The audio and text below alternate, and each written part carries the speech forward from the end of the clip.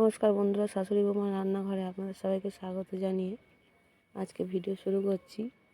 Tilapia মাছের তরকারি রান্না করব।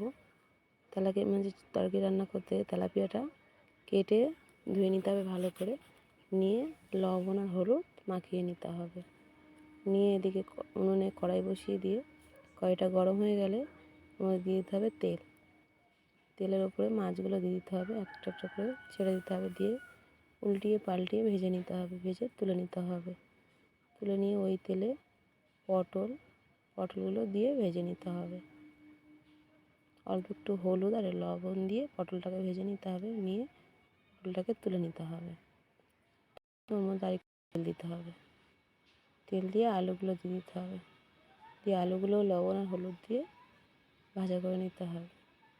এই ভেজে ভেজে তরকারি রান্না করলে তরকারির স্বাদটা ভালো হয়। একটু তেল খরচা বেশি হয়, কিন্তু তরকারির স্বাদটা ভালো হয়। এদিকে কড়াইতে দুটো তেজপাতা, শুকনো লঙ্কা ফোড়ন আর একটু জিরে ফোড়ন দিয়ে ওর মধ্যে টমেটো কুচি, হলুদ, লঙ্কা গুঁড়ো আর লবণ স্বাদ মতো দিয়ে একটু অল্প একটু জল দিয়ে আর 4টে কাঁচা লঙ্কা দিতে হবে, দিয়ে জল দিয়ে কষিয়ে নিতে হবে। কষিয়ে নিয়ে ওর মধ্যে আদা আর জিরে বাটাটা দিয়ে দিতে হবে। আদা জিরে বাটা দিয়ে আরেকটু কষিয়ে নিতে হবে। কষিয়ে নিয়ে ওর মধ্যে যে আলু পটল ভেজে রেখেছিল এই আলু পটলটা দিয়ে দিতে হবে, দিয়ে আরেকটু কষিয়ে নিতে হবে।